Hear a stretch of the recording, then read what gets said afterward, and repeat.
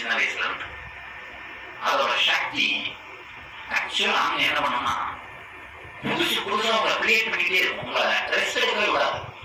Rest எடுக்க கூடாதுன்னா ஒரு routine ரிசல்ட்டாக விடாது, உங்களை மேல தூக்கிட்டே இருக்கும். இன்னைக்கு ஒரு ரொட்டீன் வாங்க முடிச்சு நாளைக்கு நாளைக்கு போதிக்கும், நாளைக்கு எதாவது பண்ணலாம் தோணும். புதுசா ஒரு ப்ராஜெக்ட் லான்ச் பண்ணா என்ன, இன்னொரு புதுசா பண்ண என்ன, ரெண்டு தான் வீரமா கவலைப்பட மாட்டீங்க.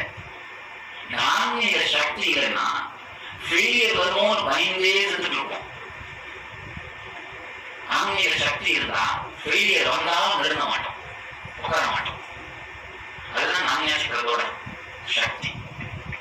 இப்ப நான் சொல்றத தனியும் மெடிக்கலாவே இவங்க உள்ள statements attention, wisdom, responsibility, power, இந்த ஹேண்ட்லிங் கெப்பாசிட்டி எல்லாமே ஃப்ரண்டல் லோப் சம்மந்தப்பட்டதுதான். Frontal lobe சம்மந்தப்பட்டதுதான்.